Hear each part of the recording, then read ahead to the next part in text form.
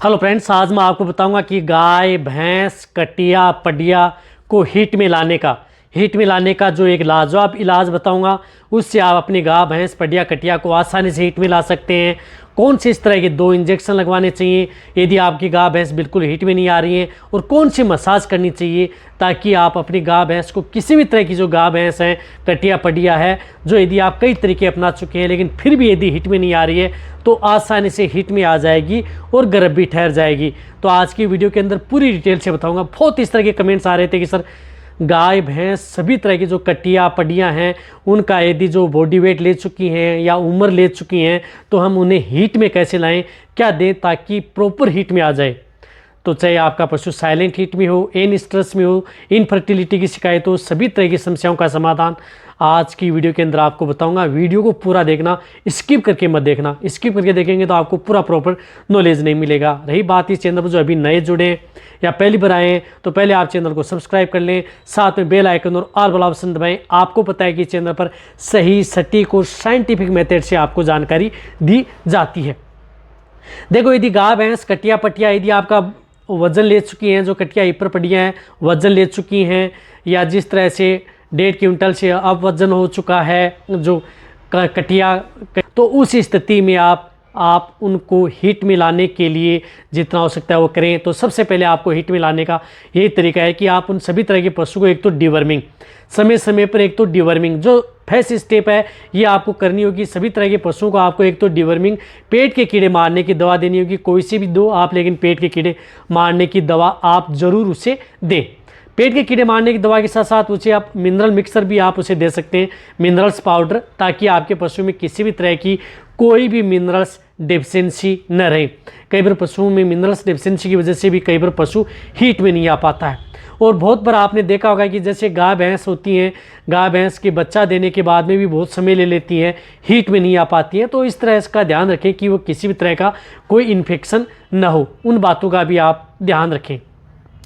लेकिन अब गाय भैंस को हीट में लाने के लिए सबसे पहले यदि आप अपने जो भी तरीका अपना चुके हैं, क्या कर चुके हैं, डिवर्मिंग आप अपने पशुओं की करवा चुके हैं, जो मिनरल मिक्सर पाउडर है या मिनरल्स बोलस हैं वह आप अपने पशुओं को दे चुके हैं, और साथ में आप अपने पशुओं को जो हीट में लाने के लिए अदर जो दवा आनी चाहिए वह भी दे चुके हैं। फिर भी यदि पशु हीट में नहीं आ रहा है तो आप अपने वेटेरियन की सलाह ज़रूर ले लेनी चाहिए, यानी वेटेरियन को ज़रूर दिखाना चाहिए। यदि आप वेटेरियन को नहीं दिखा पाएंगे तो आपके पशु में बेटर रिजल्ट नहीं देखने को पता लगेगा। जब वेटेरियन चेक करता है तब ये देखना होता है कि उसके अंदर कोई सिस्ट तो नहीं बना है, कोई ल्यूटियल सिस्ट, फॉलिकुलर सिस्ट। यदि कोई सिस्ट भी नहीं बना हुआ है तो आपको क्या करना है, जो जितने वेटेरियन देख रहे हैं आपको क्या करना है कि ओवेरियन मसाज करनी है। ओवेरियन मसाज आपको करनी है दोनों साइड की, राइट साइड की भी और लेफ्ट साइड की भी, आपको दोनों की यदि आपको मसाज करनी है। यदि आप मसाज करेंगे तभी उसमें क्या है कि फॉलिकुलर है उसका डेवलपमेंट होगा। तो इससे क्या है कि एन स्ट्रेस जो एस्ट्रोजन हार्मोन है उसका प्रभाव बढ़ेगा। एस्ट्रोजन हार्मोन का प्रभाव बढ़ेगा तो आपका पशु हीट में आने के चांस सबसे ज़्यादा हो गए। तो आप अपने वेटेरियन, कई बार तो क्या होता है कि जो वेटेरियन है वह यदि उसके ओवेरियन की मसाज कर देते हैं लेफ्ट राइट की तो फॉलिकुलर सिस्ट बन जाता है, एस्ट्रोजन हार्मोन का लेवल बढ़ जाता है और पशु हीट में भी आ जाता है। जैसे आज चेक किया दूसरे दिन ही पशु हीट में आ जाता है। लेकिन फिर भी यदि आपका वेटेरियन ये करता है तो उनके साथ यदि जो कई तरह की दवा या पाउडर या लिक्विड यदि आप अपने पशु को दे चुके हैं, आप अपने वेटेरियन को बता दें कि हमने ये दे दिया है, तो फिर आपके वेटेरियन है वह उनमें 2 तरह के इंजेक्शन का उपयोग पशु में करेंगे। तो सबसे पहले जो मैं इंजेक्शन बता रहा हूँ वह इंजेक्शन बता रहा हूँ जिस प्रकार से स्टीम वेट इंजेक्शन आता है, जिसके अंदर चिलेटेड मिनरल्स आता है, जो zinc manganese selenium plus copper, यानी जिंक मैंगनीज सेलेनियम कॉपर का जो ये इंजेक्शन आता है, ये इंजेक्शन उस पशु में लगवाना है। ये कितना बॉडी वेट पर लगाना है, ये आपको 1 ml पर 100 kg बॉडी वेट, हीट में लाने वाले पशु के लिए 1 ml पर 100 kg body weight steam weight injection भी लगा सकते हैं जो कि वेलकोन का आता है। इसी तरह से आप जेनेस का मिनजेट इंजेक्शन आता है उस इंजेक्शन का भी आप उपयोग कर सकते हैं। दोनों में से कोई सा भी यदि आपको इंजेक्शन मिल रहा है उन दोनों में से कोई भी एक इंजेक्शन आप अपने पशुओं में प्रयोग करवा सकते हैं जो आपको ये इंजेक्शन दिख रहा है। ये 5 ml इंट्रामस्कुलर ये इंजेक्शन लगाना, ये सिर्फ और सिर्फ ये सिंगल डोज यानी स्टिमुलेट या मिनजेट इंजेक्शन की आपको सिर्फ सिंगल डोज इंट्रामस्कुलर पुट्ठू में ये इंजेक्शन अपने वेटेरियन से ज़रूर लगवा लेना चाहिए। बहुत अच्छा रिजल्ट आपके पशु में देखने को मिलता है यदि आप ये, क्योंकि ये चिलेटेड मिनरल्स इंजेक्शन होते हैं जो कि पशु में बेटर रिजल्ट करता है। ये इंजेक्शन एक बार लगने के बाद में आप 60 से 90 दिन बाद में ही आप इस इंजेक्शन का उपयोग कर सकते हैं। ऐसा नहीं है कि आप इसे कंटिन्यूटी उपयोग कर सकते हैं।